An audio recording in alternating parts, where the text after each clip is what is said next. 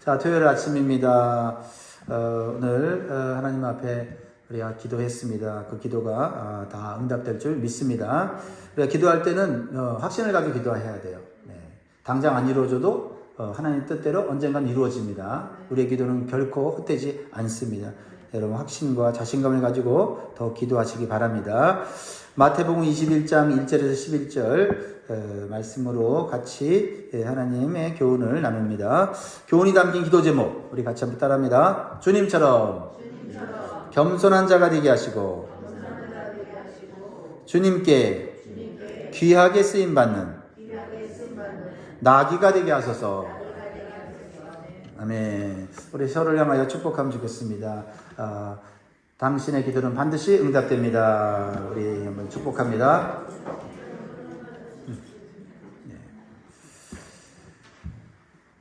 자, 이제 우리는요, 예수님을 믿는다는 것이 단순히 교회 다닌다는 것이 아님을 잘 알고 있어요. 그렇죠? 예수님을 믿는다는 것은 예수님을 닮아가는 것입니다. 이것은 우리의 구원과 관계가 있어요. 예수님께서 말로만 우리에게 구원을 주신 것이 아니잖아요.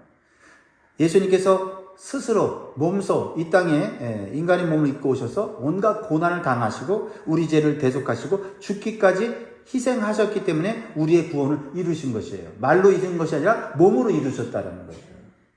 우리는 그 사실을 우리는 믿음으로 은혜로 구원을 얻습니다. 우리는 힘쓰지 않았어요. 몸을 쓰지 않았어요. 근데 믿음만으로 구원받았습니다. 주님의 은혜. 왜요? 주님이 희생하셨어요. 주님이 헌신하셨기 때문입니다. 우리가 그것을 잃어버리면 안 돼요. 그래야만 우리의 교회 생활, 우리의 신앙 생활을 올바로 할 수가 있습니다. 그렇다면 구원받은 우리가 해야 할 일은 무엇입니까? 예수님처럼 사는 거예요. 예수님처럼. 예수님처럼 섬기며 희생하며 사는 삶을 추구해야 될 줄 믿습니다. 이것이 예수님을 온전히 믿는 거예요. 우리가 믿음은 구원으로 받았어요. 우리가 한 것이 없어요. 그러나 구원 받았으니, 생명 얻었으니, 영생 얻었으니, 은혜 받았으니 어떻게 해요? 이제 우리가 그 희생하신 주님을 위해서 살아가는 것이죠. 그것이 구원받은 사람의 당연한 모습이다라는 것입니다. 그래서 우리가 구원받아 영생과 천국을 보장받는 삶을 살았다면 내 맘대로 사는 것이 아니고 그 구원에 합당한 삶을 살아야 한다.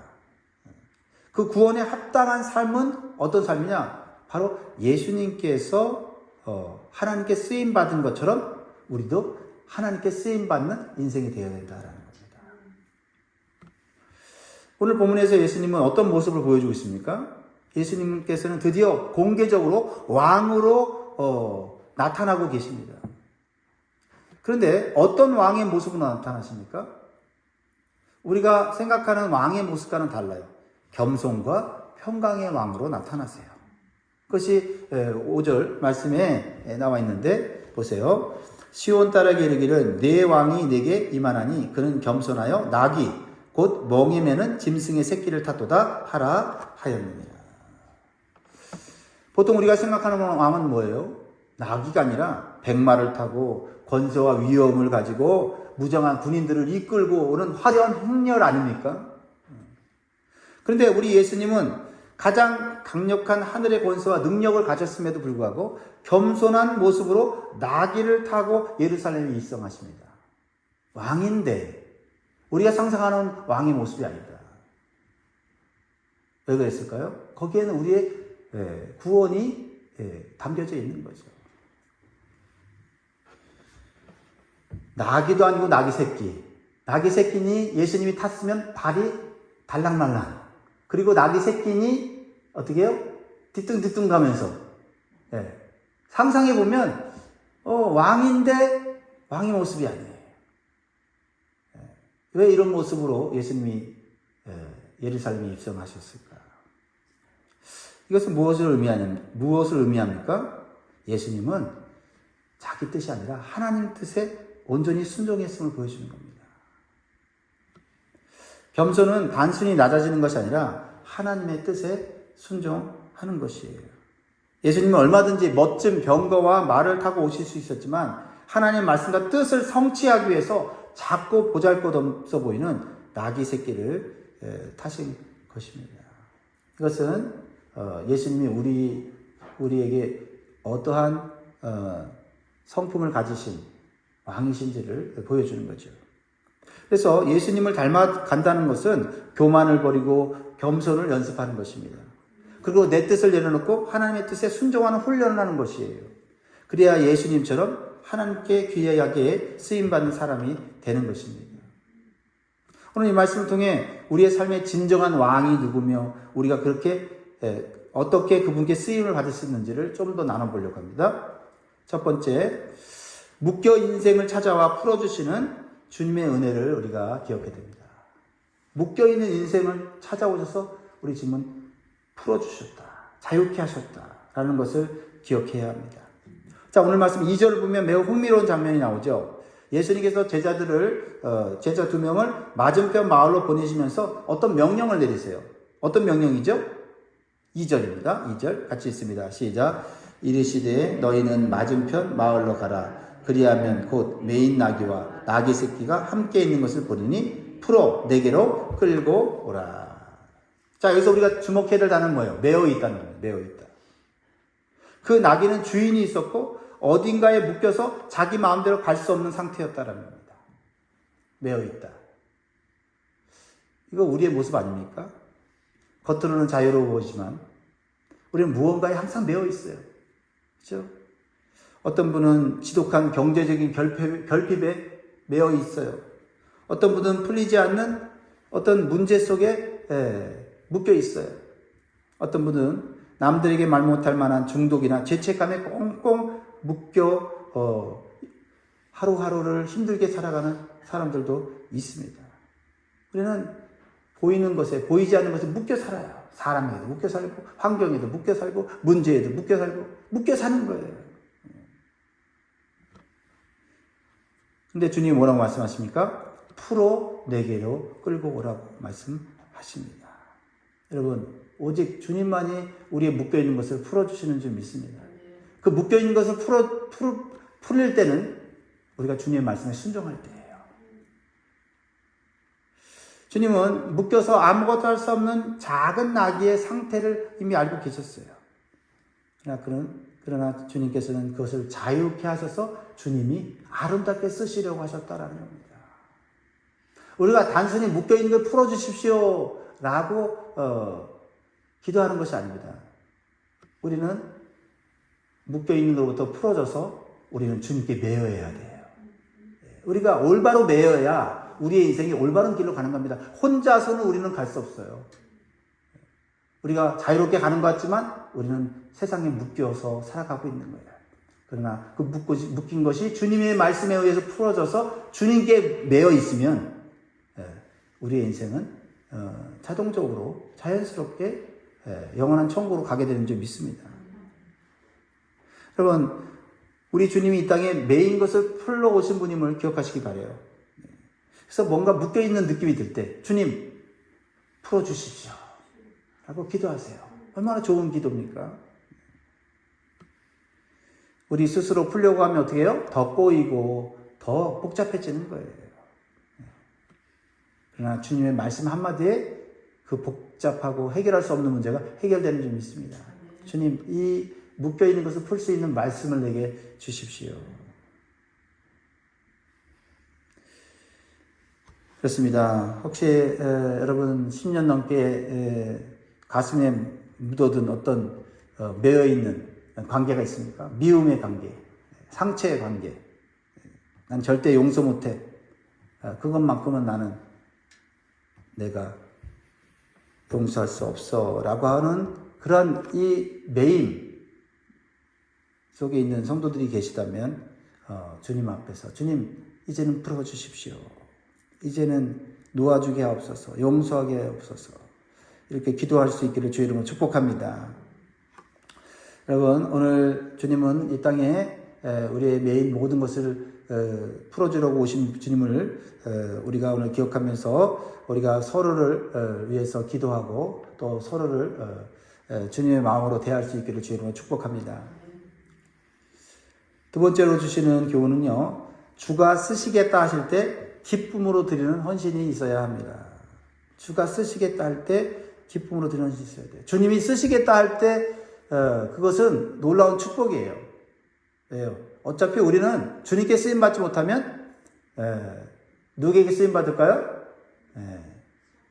사단에게 쓰임받을 수밖에 없어요. 죄의 종으로 쓰임받을 수밖에 없어요.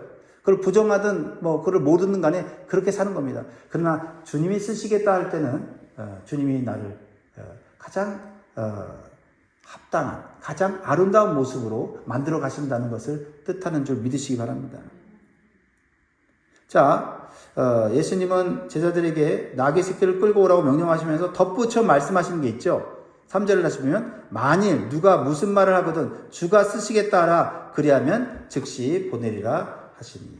자, 이 대목에서 소름 돋는 점은 뭐예요? 그 나귀 주인의 반응이에요. 자기 재산인 나귀를 생명부지의 사람들이 와서 가져가는데 주님이 쓰시겠다라는 한마디에 두말 없이 내어주고 있어요. 이것이 바로 하나님께 쓰임받는 인생의 비결이에요. 우리는 종종 내가 가진 게 좀 더 많아지면, 내 능력이 더 완벽해지면 그때 주님께 쓰임받겠다고, 주님의 일을 하겠다고 말을 합니다. 하지만 주님은 대단한 명마를 찾지 않으십니다. 왜냐하면 주님은 나귀를 가지고 대단한 존재를 만들 수 있는 분이기 때문에 그래요. 한 번도 사람을 태워보지 않는 경험이 없는 어린 나귀, 아직 서툴고 부족한 그 존재를 지목하시면서 주님께서 쓰시겠다고 말씀하시는 거예요. 오늘 시골교회에 이름도 없이 빛도 없이 평생을 봉사하신 권사님이 계셨어요. 누군가 묻습니다. 권사님, 이렇게 평생을 교회에서 남들이 시키지도 않는 일을 섬기는데 힘들지 않으세요? 그러니까 그분이 웃으면서 이렇게 대답했대요. 주님이 쓰시겠다는데 제가 뭐라고 안 된다고 하겠어요. 그저 저 같은 것을 불러 하나님 자녀 삼아주신 것만으로도 감사하죠. 이런 마음이 있으니 주님이 쓰시겠다 할 때 순종하게 되더라라는 겁니다. 사랑하는 성도 여러분, 주님이 여러분의 시간, 물질, 은사와 마음을 요구하실 때가 있어요. 그때 아직 안 돼요. 나중에요. 그렇게 거절하는 것이 아니라 주님, 저를 써주셔서 감사합니다. 부족합니다. 그러나 저를 주님께서 아름답게 만들어 사용하여 주옵소서 라고 기도해야 될 줄 믿습니다. 그렇습니다. 주님께 쓰임받는 인생이 가장 복된 인생입니다. 여러분의 작은 헌신이 하나님의 거대한 구원의 역사의 작은 퍼즐로서 살아가심으로 하나님께 영광 돌리시기를 주의 이름으로 축복합니다. 세 번째 주시는 교훈은요, 사람들의 인기가 아닌 십자가의 사명으로 나아가는 믿음을 가져야 합니다. 9절과 10절을 보세요. 9절과 10절. 앞에서 가고 뒤에서 따르는 무리가 소리 높여 이르되 호산나 다윗의 자손이요 찬송하리로다. 주의 이름으로 오시는 이요 가장 높은 곳에서 호산나 하더라. 예수께서 예루살렘에 들어가시니 온 성이 소동하여 이르되 이는 누구냐 하거늘. 무리가 겉옷을 펴고 종로가지를 흔들면서 외칩니다. 호산나 다윗의 자손이요, 우리를 구원하소서. 다윗의 자손이요, 이것은 우리를 구원하신 메시아이십니다. 왕이십니다. 라고 온 성이 소동할 정도로 뜨거운 열기로 지금 외치고 있어요. 찬양하고 있어요. 자, 지금 예수님은 그 어느 때보다도 칭송을 받고 있고 인기가 있습니다. 그러나 여러분, 우리가 뒤에 결말을 잘 알지 않습니까? 오늘 호산나를 외치던 그 환호하던 사람들이 불과 며칠 만에 예수님을 십자가에 못 박으라고 소리치는 그러한 폭동으로 변하는 것을 보게 됩니다. 왜 그들이 변했을까요? 예수님이 자신들이 원하는 대로 움직여주지 않기 때문에 그렇습니다. 내 병을 고쳐주고 내 가난을 해결해주고 로마 제국을 쳐부셔줄 줄 알았는데 힘없이 잡혀가는 것을 보니 그를 메시아로 인정하지 않는 것이죠. 우리의 믿음이 이런 조건부 믿음에 머물러서는 안 될 것입니다. 진정한 믿음은 상황이 좋을 때만 찬양하는 것이 아닙니다. 내 기대와 다르게 상황이 흘러갈지라도, 주님이 가시는 길이 십자가의 길일지라도 묵묵히 그 곁을 따라가야 될 줄 믿습니다. 여러분 11절을 보세요. 11절을 보면 예수님을 무리들이 누구라고 얘기를 합니까? 무리가 이르되 갈릴리 나사렛에서 나온 선지자 예수라 하니라. 예수님을 선지자고 하는 것 그래도 어느 정도 맞다고 볼 수 있지만 그러나 올바른 고백이 아니지요. 예수님은 하나님의 아들이시고 만왕의 왕이십니다. 예수님을 누구로 알고 나아가느냐에 따라서 우리의 삶 속에서 때로는 어렵고 힘든 그러한 환경 가운데 처한다 할지라도 그 예수님을 끝까지 붙잡고 갈 수 있는 것입니다.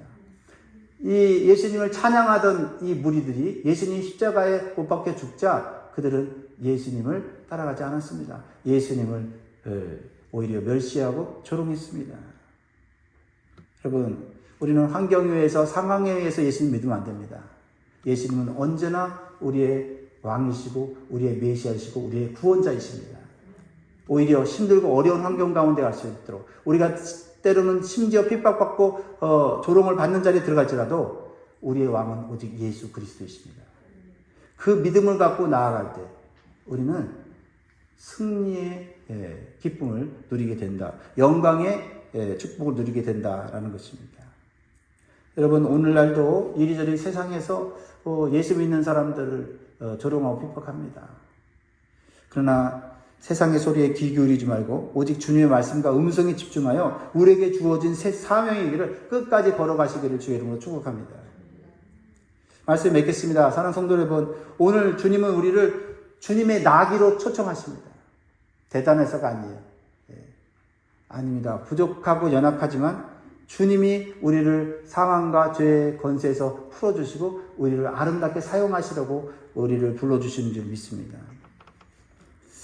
여러분, 주님께서 쓰시겠다 할 때 기꺼이 따라가시기를 주의 이름으로 축복합니다. 주님의 손에 쓰임받는 인생보다 더 귀한 인생은 없다는 사실을 기억하면서 오늘도 묵묵하게 여러분에게 주어진 사명을 잘 감당하시는 저와 여러분들에게 주의 이름으로 축원드립니다. 기도하겠습니다.